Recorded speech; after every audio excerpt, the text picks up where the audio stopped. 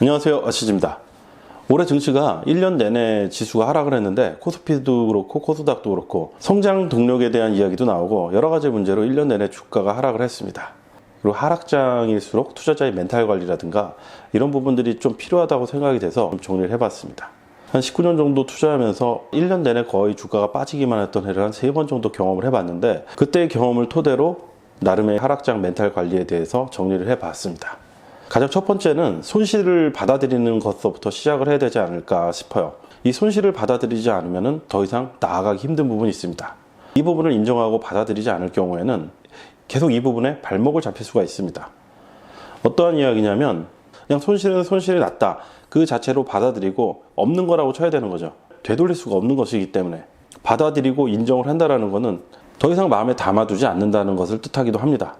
손실을 온전하게 받아들이고 나서야 앞으로 돈을 벌거나 새로운 투자 기회를 찾는 데 집중할 수 있기 때문에 이 부분이 꼭 필요하다고 생각을 합니다. 두 번째, 타인과 비교 안 하기. 올해 같은 하락장에서도 투자로 돈을 버는 사람들이 있습니다. 성과가 괜찮은 사람들도 있고. 그렇지만 내 성과가 안 좋다고 해서 수익이 나거나 성과가 좋은 사람들과 비교를 하는 부분이 저는 그다지 크게 도움이 되지 않다고 생각을 해요. 특히 정신적인 부분에서 지금의 성과가 안 난 부분이 내 잘못일 수도 있고 그렇지 않은 경우도 있습니다. 물론 이제 어떤 군중심리에 휩쓸려 가지고 지나치게 탐욕적인 마음으로다가 높은 가격에 사서 그럴 수도 있겠지만 전체적인 시장이 안 좋아 가지고 비교적 올바른 투자 판단을 했는데도 불구하고 투자 손실이 났을 수도 있고 아니면 본인이 정말 잘못해서 손실이 났을 수도 있는데 그러한 부분들을 정확하게 규정하기가 어려운 부분이 있어요.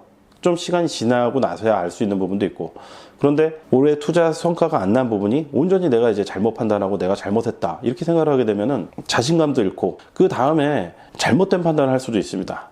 물론 이런 부분도 있고 우리의 인생에서 타인의 투자 성과라든가 손실이 나와는 사실 관계가 없어요.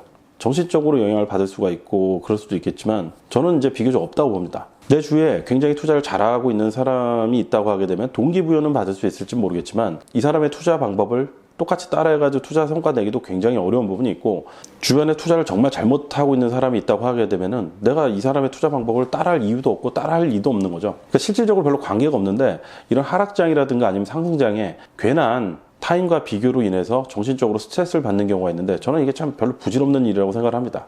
물론 이제 제가 이렇게 얘기를 하는 부분은 저도 꽤 오래전에는 이런 부분들의 영향을 좀 받았었는데 이를테면은 주변에 투자 수익 크게 나는데 난 안 났을 텐데 뭘 잘못했을까? 그리고 내가 잘못한 게 없는 것 같은 데는 막 괜히 화나고 근데 이게 벌써 꽤 오래전의 감정이고 지금 이제 그런 게 별로 없어요. 내 주변에 망한 사람들만 득식을 거리는 것보다 잘된 사람들이 많은 게 여러 가지로 좋다라는 거죠. 좋은 투자 아이디어도 더 전해줄 수가 있고 이런 부분들로 생각을 했을 때는 지금 같은 하락장일수록 타인의 투자 성과라든가 투자에 대해서 신경을 안 쓰는 게 여러 가지 멘탈에 더 도움이 되지 않을까 싶습니다.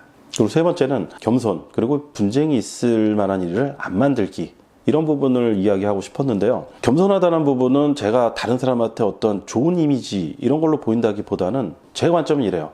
겸손하다는 것은 타인한테 공격을 받을 만한 일을 안 만들자 이런 측면이 훨씬 더 큽니다. 이게 어떤 의미냐면 평상시에 제가 투자 수익 날 때 막 자랑을 한다거나 아니면 투자 의견 관련해 가지고 날카로운 지적이라든가 이런 걸 할 수도 있고 저도 이제 투자 경력이 어느 정도 되다 보니까 어떤 사람이 투자하는 방식이 이건 정말 아니다 이런 부분이 느껴지는 부분이 있어요. 제가 유튜브 방송을 안 하고 투자 블로그를 할 때도 그렇고 카페도 그렇고 괜히 다른 사람을 자극할 만한 일들을 많이 한다거나 아니면 다른 사람들이 싫어할 만한 행동들을 평소에 많이 하는 게 저한테 전혀 도움이 안 된다는 거죠. 개인 투자자 입장에서는 사실 아무 상관이 없는 일이에요. 아까 두 번째 얘기했던 것처럼 타인하고 나와의 투자는 그렇게 큰 상관관계가 없다라는 생각이 있었기 때문에 내가 투자 성과를 자랑할 수도 있고 아니면 투자 카페라든가 이런 데서 다른 사람의 이제 잘못된 투자 판단 이런 걸 지적을 하거나 이럴 수도 있긴 하지만 제가 만약에 그렇게 하게 되면 제 행동에서 조금이라도 잘못된 부분이라든가 잘못되진 않았더라도 예측이라든가 어떤 의견 자체가 좀 다른 방향으로 흐를 수가 있습니다. 물론 이게 제 판단이 틀려서일 수도 있고 그렇지 않은 경우도 있는데 그런 부분 때문에 저를 공격하는 어떤 부분들이 생긴다 그러면은 이런 부분에 투자에 영향을 받을 수가 있겠죠.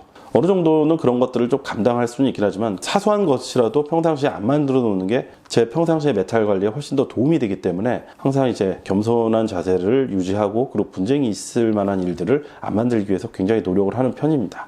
그리고 네 번째는 이제 독서하고 연구가 있는데 예전에 한 12년 전에 굉장히 어려웠던 시절이 있었어요. 투자 때문에 어려웠던 건 아니었고 다른 일 때문에 굉장히 어려웠던 적이 있어가지고 상담을 받은 적이 있었었는데, 해결되는 일과 해소되는 일, 이제 정확하게 이렇게 표현해 주지는 않았지만 이 일 자체는 시간이 어느 정도 지나고 나면은 해결이 될 일이다. 근데 그때까지 마음이 좀 불편하거나 힘들면은 독서를 해라. 독서를 하게 되면은 마음이 좀 차분해지고 뭐 이런 부분이 있을 것이다.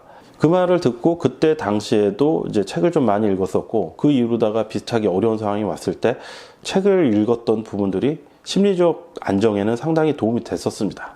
그리고 또 하나는 연구가 있는데, 저는 이제 주식 투자를 주로 하니까 투자 연구가 중요하겠죠. 이제 투자 연구를 한다라는 부분은 희망의 싹을 하나 둘씩 심는 것이다. 이런 행동으로도 볼 수 있다고 보여집니다. 어려울수록 내 스스로가 희망의 싹을 심고, 그리고 앞으로 좋아질 일들을 작은 거 하나하나라도 쌓아간다라는 부분이 내 마음이라든가 내 상황을 개선하는데 상당히 도움이 된다고 생각을 해요.